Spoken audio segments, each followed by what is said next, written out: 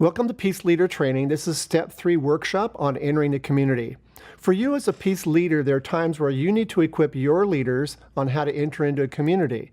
Also, it's for people in the community that you want to equip on working in their own community. And next, when you're training other churches on how to do peace, there'll be times where you want to train their leaders on how they can enter the community.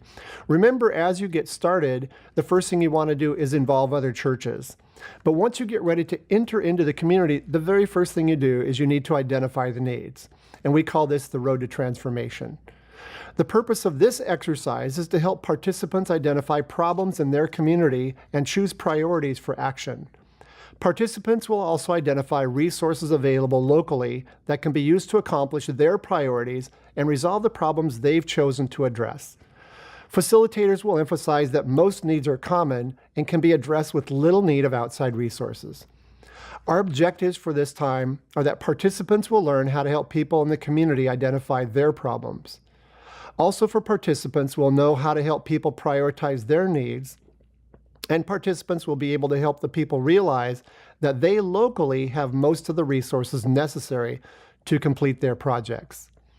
So before each activity, you're going to ask each participant to bring an object that represents or reminds them of a problem or concern in their community.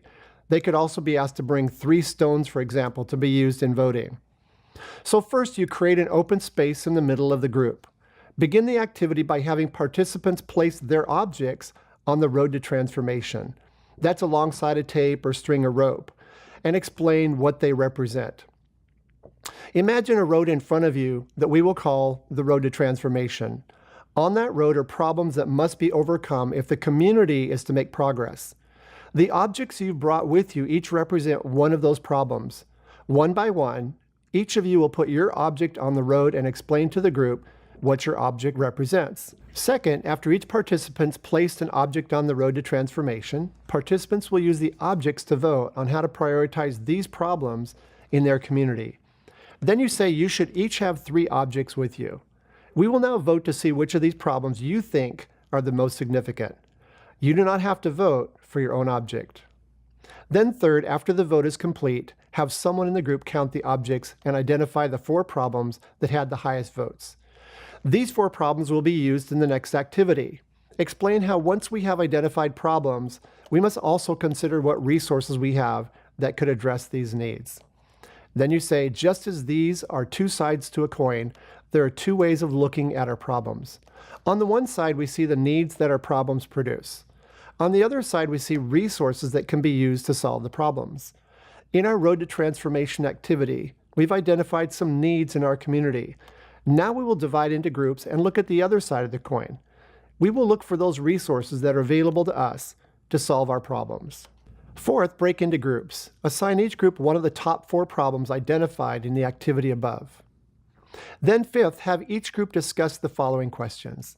Instruct the group to focus on local resources that are available within the community that can be used to transform the community into what God intends it to be. The groups will report their findings orally or on a chart paper as appropriate for participants. Then in A, you say this: what people are available in your community that can help your group with your problem?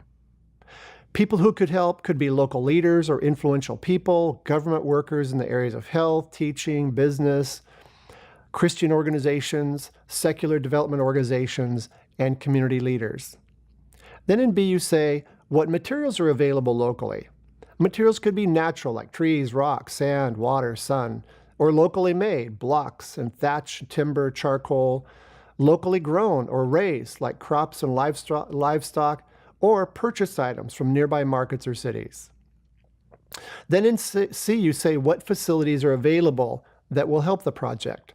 Possible facilities could be local churches, buildings, schools, shops, government offices, or clinics. And then in D, you say what training curriculums may be available to utilize. Then in 6, each group reports to the whole group on their ideas for addressing the need or problem that was assigned to them. The facilitator reinforces the essential ideas of this activity. Then you say there are always many problems in a community. Look for what is locally available as resources to meet these needs. Most of what is needed can be found inside the community without looking for outside assistance. Make the best of what you have. Time and talents are great resources often overlooked, and it is the church members in a community that will ultimately do and lead these efforts. Brainstorm with the whole group. What should you do when the community has a problem you can't deal with? Facilitators will try to elicit the following ideas. Acknowledge the need of the community. Then be willing to help as you can. Then think of small and tangible ways to get started. Guide the community into pieceworks that are realistic and achievable. And put the community in contact with people who can help. Now take some time to discuss how to identify the needs in a community.